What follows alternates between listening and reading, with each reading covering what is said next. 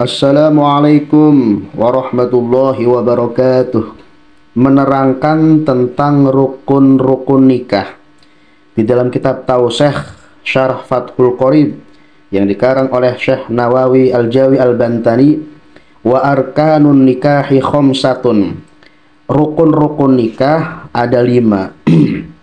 Apabila 5 rukun ini terpenuhi, maka sah proses nikahnya.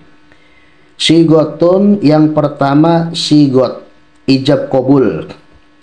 Wazaujatun, yang kedua adalah pengantin perempuan. Wazaujun, yang ketiga adalah pengantin laki-laki. Wawaliyun, yang keempat adalah wali. Wasyahidani, yang kelima adalah 2 saksi. Saksi dari pengantin perempuan dan pengantin laki-laki, 2 saksi, tapi di rukun nikah dihitung 1. Wa syurutu sigoti kaunuha bisorehin. Syarat sigot, syarat ijab kabul, kaunuha bisorehin, itu lafadznya harus soreh. Mustaqi ingkahin, mustaknya lafad ingkah, nakaha, ingkah, saya nikahkan saudara fulan bin fulan dengan fulanah binti fulanah dengan mas kawin sekian, tunai ingkah, nikah. Au tazwijin, atau lafad tazwij, lafad kawin, saya kawinkan engkau dengan fulanah binti fulan dengan mas kawin sekian, tunai. 2 lafaz ini ingkah dan tazwij. Tidak boleh menggunakan selain 2 lafaz ini. Contohnya, saya kumpulkan engkau, kumpulkan, saya satukan engkau dengan fulanah binti fulan, ya. Harus memakai lafaz ingkah, nikah dengan lafaz tazwij, nikah dengan kawin. Saya nikahkan ataupun saya kawinkan, itu 2 nikah. Bagaimana kalau tidak bahasa Arab? Walau bi ghairil arabiyyati, meskipun tanpa menggunakan bahasa Arab.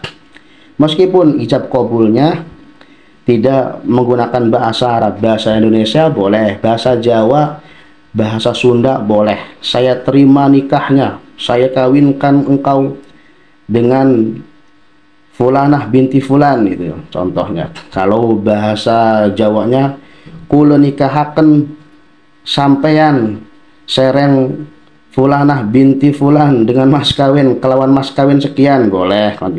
Ataupun bahasa Sunda boleh, abdi nikahkan fulanah binti fulan, boleh.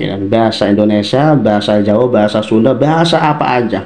Bagaimana syaratnya? Haitsu fahamahal aqidani, sekira-kira bisa difahami oleh 2 akad, yaitu wali dan calon pengantin pria, itu tuh ya, bisa dipahami. Wasyahidani, dan 2 saksi, kira-kira bisa difahami oleh 2 orang saksi, 2 orang yang berakad, yaitu pengantin laki-laki dan wali, itu ya. Itu sah dengan bahasa apa saja. Wala yadurru taqdimul qabuli 'alal ijabi, tidak midarati, tidak apa-apa mendahulukan qabul, mengakhirkan ijab. Jadi biasanya kan ijab dulu, saya nikahkan dan saya kawinkan engkau dengan fulanah binti fulan, gitu kan ya. Ini tidak apa-apa, ijab dulu, saya terima nikahnya dan kawinnya fulanah binti fulan dengan mas kawin sekian, tunai, dijawab dulu baru merasakan ijab, gitu kan. Itu boleh. Wala yaduru, tidak midarati. Terus apa sih syarat-syarat daripada calon pengantin wanita? Apa sih? Wa syurutuz zaujati kaunuha ghairu mahromatin bin nusuk. Syarat daripada pengantin perempuan adalah ghairu mahromatin bin nusuk, ya, statusnya bukan mahram, bukan adik sendiri, anak sendiri, bukan orang tuanya, gitu kan, bukan mahram. Nanti diterangkan di bab mahram. Terus yang kedua, syarat daripada pengantin wanita adalah wa kaunuha muayyanatan, ya. si calon pengantin wanita tersebut muayyanah, jelas jongkotnya, bukan samar-samar. Saya nikah sama siapa ya? Sama adiknya apa sama kakaknya ya? Gitu, goir muayyanah, tidak nyata itu. Jadi syarat daripada calon pengantin wanita adalah muayyanah, harus nyata gitu tuh, harus nyata. Wa qaunuha khaliyatan min nikahin. Syarat yang ketiga daripada calon pengantin wanita adalah khaliyatan min nikahin wa iddatin, ya, terbebas dari status nikah dan iddah. Jadi si pengantin wanita tidak dalam masa nikah itu, ataupun bukan dalam masa iddah itu tuh, ya. Wa qaunuha unsa yakinan. Selanjutnya adalah wanita itu, calon pengantin wanita adalah unsa yakinan, harus benar-benar alat kelaminnya perempuan secara yakin, bukan samar-samar. Ini ada kejadian laki-laki nikah dengan laki-laki, itu tidak boleh, tidak sah syaratnya. Yang kedua, syurutu zauji, syarat daripada pengantin laki-laki adalah kaunuha ghairu mahromin bin nusuki. Itu syaratnya adalah bukan mahram, bukan kakak kandung, bukan bapaknya gitu ya, yang dinikahi itu ya. Nanti diterangkan di bab mahram ya. Syarat daripada calon pengantin laki-laki adalah bukan semahram gitu. Yang kedua, wa kaunuhu mukhtaron, ya, keadaannya itu mukhtaron, ya, tidak ada paksaan, tidak ada paksaan. Maka syarat yang kedua ini tidak ada paksaan. Yang ketiga, wa kaunuhu mu'inan. Syarat yang ketiga adalah mu'inan, itu nyata, ya, tidak samar-samar, tidak samar-samar nikah sama siapa ya, bukan gitu, tapi benar-benar mu'inan, nyata. Wa kaunuhu aliman bismil mar'ati wa nasabiha aw aymha.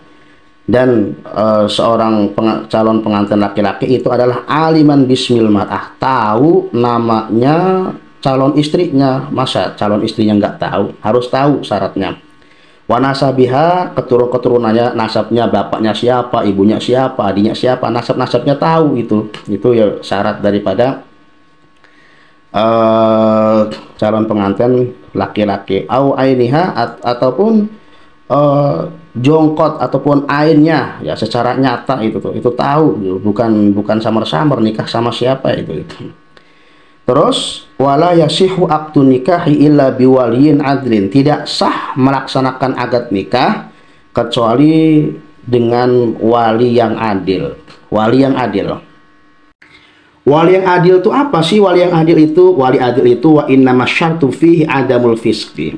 Syarat daripada wali adil adalah tidak adanya sifat fasik, sering melanggar ketentuan Allah, sering meninggalkan sholat, contohnya gitu ya. Itu si wali jangan sampai melakukan demikian gitu kan. Terus wala yasihu aqdun nikahi aidon illa bihuduri syahidai adlim. Tidak sah melaksanakan proses akad nikah kecuali dengan hadirnya dua saksi yang adil, ya. Tidak sah melakukan proses akad nikah kecuali dihadiri oleh dua saksi yang adil. Dua saksi itu, yang pertama saksi untuk pengantin laki-laki, yang kedua saksi untuk pengantin perempuan. Terus syaratnya apa sih? Syarat menjadi wali dan menjadi saksi itu syaratnya apa? Wa yaftaqirul waliyu wasyahidani ila sittati syara'ita. Seorang wali dan dua orang saksi itu harus memenuhi 6 syarat. Ada 6 syarat yang menjadi wali dan menjadi saksi itu. Al-awwalu, yang pertama adalah al-islamu, harus beragama Islam, beragama Islam. Walinya harus beragama Islam, saksinya harus beragama Islam.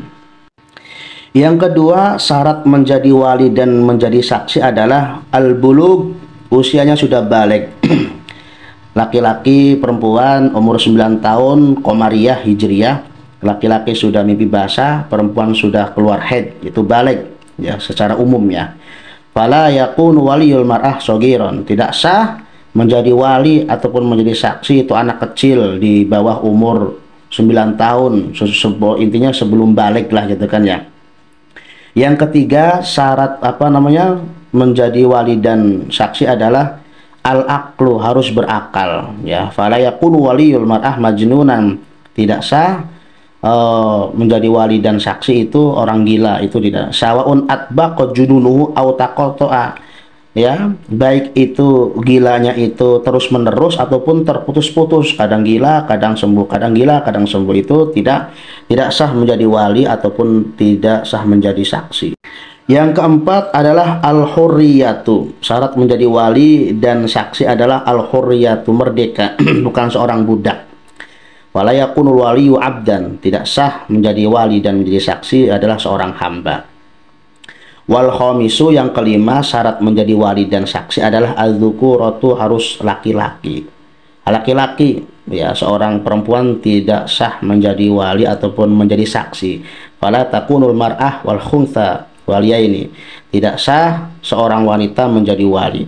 Yang keenam adalah al-adalatu, harus bersifatnya sifat adil, mempunyai sifat adil, yaitu sifat adil itu yang tadi diterangkan itu, menjadi wali dan menjadi saksinya tidak banyak melanggar perintah-perintah Allah Subhanahu wa Ta'ala. Inilah sedikit menerangkan tentang rukun-rukun nikah yang harus dipenuhi dalam proses akad nikah. Mudah-mudahan bermanfaat. Wassalamualaikum warahmatullahi wabarakatuh.